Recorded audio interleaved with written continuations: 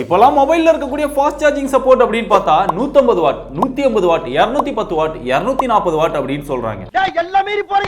இவ்வளவு வேகமா சார்ஜ் பண்ணா மொபைல் போன் பேட்டரி வெடிச்சிடாதா? எப்படிதான்டா இதெல்லாம் கொண்டு வரீங்க அப்படின்னு உங்களை ஒரு நிமிஷம் யோசிக்க வைக்குதா? அதுக்கான எக்ஸ்பிளனேஷன் வீடியோ தான் இது. வீடியோக்குள்ள போறதுக்கு முன்னாடி உங்ககிட்ட ஒரு क्वेश्चन, உங்களுடைய மொபைல் போன்ல எவ்வளவு ஃபாஸ்ட் சார்ஜிங் சப்போர்ட் இருக்கு அப்படிங்கறத மறக்காம கீழ கமெண்ட் பண்ணுங்க.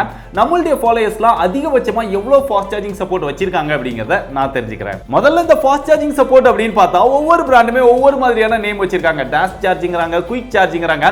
சோ அவங்களுக்கு தகுந்த மாதிரி ஒவ்வொரு நேம் வந்து வச்சிருக்காங்க. யார் என்ன நேம் வச்சாலும் நம்மள பொறுத்தவரையில அது ஃபாஸ்ட் சார்ஜிங் தான். என்னடா புசுக்கு மரியாதை பேசிட்டே? சோ அப்படிப்பட்ட ஃபாஸ்ட் சார்ஜிங் எப்படி இன்கிரீஸ் பண்றாங்க? முதல்ல மொபைலோட பேட்டரி எப்படி சார்ஜ் ஆகுது? இது சார்ஜ் ஆகிறதுக்கு வோல்டேஜ் ஆம்பியர் இது ரெண்டுமே தேவை. இது ரெண்டு இருந்தா மட்டும் தான் பேட்டரி வந்து சார்ஜ் பண்ண முடியும். இது ரெண்டையுமே இன்கிரீஸ் பண்றது மூலமா தான் ஃபாஸ்ட் சார்ஜிங் அப்படிங்கிற ஒரு டெக்னாலஜியை வந்து கொண்டு வராங்க. ஆனா பொதுவா பிராண்ட் வந்து எந்த அளவுக்கு வோல்டேஜ் இன்கிரீஸ் பண்றாங்களோ அந்த அளவுக்கு ஆம்பியரை இன்கிரீஸ் பண்ணா மட்டும் தான் அது வந்து பேட்டரியோட லைஃப் வந்து பெஸ்டா இருக்கும். ஆனா ஆம்பியரை நம்ம இன்கிரீஸ் பண்ணும்போது அதுக்காக எக்ஸ்ட்ரா காம்போனன்ட்ஸ் வந்து மொபைலுக்குள்ள ஆட் பண்ண வேண்டியிருக்கும். அதுக்காக செலவும் எக்ஸ்ட்ரா ஆகும், வெயிட்டும் இன்கிரீஸ் ஆகும். பட் பிராண்ட் வந்து சீப்பாவும் இருக்கணும், ஆனா ஃபாஸ்ட் சார்ஜிங் சப்போர்ட்டும் இன்கிரீஸ் பண்ணணும் அப்படிங்கிறதுக்காக என்ன பண்றாங்கன்னா ஆம்பியரை இன்கிரீஸ் பண்றதுக்கு பதிலா வோல்டேஜை இன்கிரீஸ் பண்றாங்க. முதல்ல வோல்டேஜ் ஆம்பியர் இதோட ஃபங்க்ஷன் என்ன? இந்த வோல்டேஜ் தான் அந்த ஆம்பியரை புஷ் பண்ணும். சோ வோல்டேஜ் அதிக அளவுல கொடுக்கும்போது ரொம்ப வேகமா அது புஷ் பண்ணும், ரொம்ப வேகமா பேட்டரி வந்து சார்ஜ் ஆயிடும். ஆனா வோல்டேஜை இன்கிரீஸ் பண்ணோம் அப்படின்னா பேட்டரியோட டெம்பரேச்சர் ரொம்ப வேகமா இன்கிரீஸ் ஆகும். அந்த டெம்பரேச்சரை எப்படி பிராண்ட் வந்து கண்ட்ரோல் பண்றாங்க, இதெல்லாம் எப்படி ஒர்க் ஆகுது? இப்ப ஸ்கிரீன்ல தெரியுற இந்த கிராஃப் பாருங்க. இதுல டாட் டாட்டா இருக்கக்கூடிய அந்த லைன் தான் பேட்டரி வந்து சார்ஜ் ஆகுது. ஸ்டார்டிங்ல ரொம்ப வேகமா சார்ஜ் ஆகும் 50 to 60%. அதே மாதிரி நீங்க சார்ஜர் ஆன் பண்ணோனே அந்த கரண்ட் வந்து அதோட மேக்ஸிமம் லெவல்ல அப்படியே கான்ஸ்டன்ட்டா மெயின்டைன் ஆகும். பட் வோல்டேஜ் பார்த்தா கொஞ்சம் கொஞ்சமா இன்கிரீஸ் ஆயிட்டே இருக்கும். வோல்டேஜ் அதோட மேக்ஸிமம் லெவல்ல ரீச் பண்ற வரைக்கும் பேட்டரி வந்து ரொம்ப வேகமா சார்ஜ் ஆயிருக்கும். வோல்டேஜ் ஒன்ஸ் அதோட மேக்ஸிமம் லெவல்ல ரீச் ஆயிடுச்சு அப்படின்னா கரண்ட் வந்து அதோட கான்ஸ்டன்ட் லெவல்ல இருந்து குறைய ஆரம்பிச்சிரும். சோ கரண்ட் குறைய குறைய பேட்டரி வந்து ஸ்லோவா சார்ஜ் ஆகும். இதனால தான் ஒரு மொபைலோட பேட்டரி வந்து 50 to 60% வந்து ரொம்ப ஃபாஸ்டா சார்ஜ் ஆகுது. அதுக்கப்புறம் அதோட சார்ஜிங் டைம் வந்து ரொம்ப அதிகமா எடுத்துக்குது. எதுக்காக அதுக்கப்புறம் ஸ்லோ டவுன் பண்றாங்க அப்படின்னா வோல்டேஜ் அதோட மேக்ஸிமம் லெவல்ல ரீச் ஆகும்போது மொபைலோட டெம்பரேச்சர் வந்து இன்கிரீஸ் ஆகும். சோ பேட்டரியோட டெம்பரேச்சர் இன்கிரீஸ் ஆச்சு அப்படின்னா பேட்டரியோட லைஃப் டைம் குறையும். சில நேரம் பேட்டரி வெடிக்கலாம், பேட்டரிக்கு பலவிதமான பிரச்சனைகள் வரும். சோ பேட்டரியோட டெம்பரேச்சரை ரெடியூஸ் பண்ணணும் அப்படிங்கிறதுக்காக வோல்டேஜ் அதோட மேக்ஸிமம் லெவல்ல ரீச் பண்றதுக்குள்ள எவ்வளவு அதிகமா பேட்டரியை சார்ஜ் பண்ண முடியுமோ அவ்வளவு அதிகமா சார்ஜ் பண்ணிட்டு ரீச் ஆன உடனே ஆட்டோமேட்டிக்கா ஆம்பியரை வந்து குறைச்சு விட்டுறாங்க. சோ இப்படி தான் உங்களுடைய பேட்டரி வந்து ரொம்ப வேகமா சார்ஜ் ஆகுது. அடுத்தது இந்த மாதிரி ஃபாஸ்ட் சார்ஜிங் சப்போர்ட்காக நான் ஏற்கனவே சொன்ன மாதிரி அந்த வோல்டேஜ் ஆம்பியர் இது ரெண்டையுமே இன்கிரீஸ் பண்ணுவாங்க.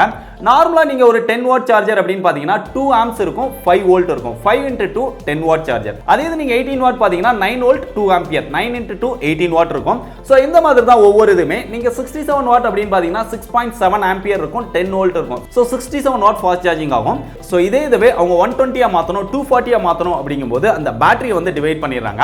இப்போ பெரும்பாலும் அதிகபட்ச ஃபாஸ்ட் சார்ஜிங் சப்போர்ட் இருக்கக்கூடிய மொபைல் போன்ல எல்லாத்துலயுமே 2 பேட்டரி கொடுக்குறாங்க. சோ ஒரே பேட்டரியை ரெண்டா பிரிச்சிட்டோம் அப்படின்னா ஒரு பேட்டரி 65 வாட்லயும் இன்னொரு பேட்டரி 65 வாட்லயும் சார்ஜ் ஆச்சுன்னா ஒரே டைம்ல 2 பேட்டரி சார்ஜ் ஆகிறதுனால அது அப்படியே டபுளா இவங்க வந்து சார்ஜிங் வந்து சொல்ல முடியும். இந்த மெத்தட்ல தான் நார்மலான ஃபாஸ்ட் சார்ஜிங் சப்போர்ட்டையே 2 பேட்டரியா மாத்தி அதிகமான ஃபாஸ்ட் சார்ஜிங் சப்போர்ட் அப்படின்னு சொல்றாங்க பிராண்ட். இதனால பேட்டரியோட சைஸை குறைக்கிறதுனால டெம்பரேச்சரையும் குறைக்க முடியும். அதே மாதிரி ஃபாஸ்ட் சார்ஜிங் சப்போர்ட் நம்ம அதிகமா கொடுக்கும்போது பேட்டரியோட சைஸ் குறையறத பார்த்திருப்பீங்க. நார்மல் பேட்டரிலாம் 6000 mAh வரைக்கும் இருக்கும். ஆனா ஃபாஸ்ட் சார்ஜிங் சப்போர்ட் இன்கிரீஸ் ஆகும்போது 4000 4500 அப்படிங்கறத கொண்டு வந்துருவாங்க. எதுக்கு அப்படின்னா அதிகமான ஃபாஸ்ட் சார்ஜிங் சப்போர்ட் கொடுக்கும்போது அந்த பேட்டரிக்கு நடுவுல ஆன் அவுட் கேத்தோட் இதுக்கு நடுவுல வந்து ஒரு செப்பரேட்டர் வந்து கொடுத்திருப்பாங்க. இந்த செப்பரேட்டர் சைஸை வந்து இன்கிரீஸ் பண்ணுவாங்க. அதனால பேட்டரியோட கெபாசிட்டி குறையும். அப்பதான் பேட்டரி வந்து சேஃபா வச்சுக்க முடியும். சோ இந்த மாதிரி பல டெக்னாலஜி யூஸ் பண்ணி தான் அதோட டெம்பரேச்சரை குறைக்கிறாங்க, வேகமா சார்ஜ் பண்ண வைக்கிறாங்க. சோ இப்படி தான் ஃபாஸ்ட் சார்ஜிங் சப்போர்ட் ஒர்க் ஆகுது. இதுக்கு அப்புறம் நிறைய பேருக்கு क्वेश्चन இருக்கும், அது ஒன் பை ஒன்னா ஆன்சர் பண்ணிடுறேன்.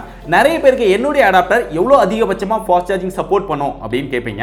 சோ அதை வந்து உங்களுடைய அடாப்டர்லயே நீங்க பாத்துக்கலாம். அது எவ்வளவு ஆம்பியர் எவ்வளவு வோல்டேஜ் அப்படின்னு நிறைய டைப் வந்து கொடுத்திருப்பாங்க. அதை நீங்க மல்டிப்ளை பண்ணீங்கன்னா மேக்ஸிமம் வாட்ஸ் எவ்வளவு அப்படிங்கறத பாத்துக்க முடியும். சோ ஒரு சில இதுல மென்ஷன் பண்ணிருக்காங்க. ஒரே அடாப்டர் வந்து டிஃபரண்ட் கேட்டகரிக்கு வந்து சப்போர்ட் பண்ணும். அதுல கொடுத்திருக்க எல்லாத்தையுமே பாத்தீங்க அப்படின்னா 18 வாட் கொடுத்திருப்பாங்க, 10 வாட் கொடுத்திருப்பாங்க, 33 வாட் கொடுத்திருப்பாங்க, 67 வாட் கொடுத்திருப்பாங்க, ஒரே அடாப்டரே மல்டிபிள் இதுக்கு சப்போர்ட் பண்ற மாதிரி கொடுத்திருப்பாங்க. உங்க அடாப்டர் பாத்தீங்கன்னா அதை தெளிவா தெரிஞ்சுக்கலாம். அடுத்தது 120 வாட் 150 வாட் அடாப்டரை 18 வாட் சப்போர்ட் இருக்கக்கூடிய மொபைல் போனுக்கு யூஸ் பண்ணலாமா அப்படின்னு கேட்டீங்கன்னா தாராளமா யூஸ் பண்ணலாம். சோ அந்த அடாப்டர்லயே நான் இதுக்கு முன்னாடி சொன்ன மாதிரி எவ்வளவு அவுட்லாம் இருக்கு அப்படிங்கறத பார்த்துட்டு உங்களுக்கு தேவையான அவுட் இருந்தது அப்படின்னா அதை நீங்க தாராளமா யூஸ் பண்ணிக்க முடியும். அடுத்து அதிகபட்சமா ஃபாஸ்ட் சார்ஜிங் சப்போர்ட் இருக்கக்கூடிய மொபைல்ல ஃபாஸ்ட் சார்ஜிங் சப்போர்ட் கம்மியா இருக்கக்கூடிய அடாப்டர் யூஸ் பண்ணலாமா அப்படின்னா தாராளமா யூஸ் பண்ணலாம். அதனால உங்களுடைய பேட்டரி லைஃப் வந்து இன்க்ரீஸ் ஆகும். எந்த அளவுக்கு ஃபாஸ்ட் சார்ஜிங் சப்போர்ட் இன்க்ரீஸ் பண்றாங்களோ அந்த அளவுக்கு பேட்டரியோட டெம்பரேச்சர் வந்து ரொம்ப அதிகமா இன்க்ரீஸ் ஆகல அப்படினாலுமே லிட்டில் பிட் வந்து இன்க்ரீஸ் ஆக தான் செய்யும். சோ கம்ப்ளீட்டா அவங்க கண்ட்ரோல் பண்ணிருக்காங்க அப்படின்னு சொல்ல முடியாது.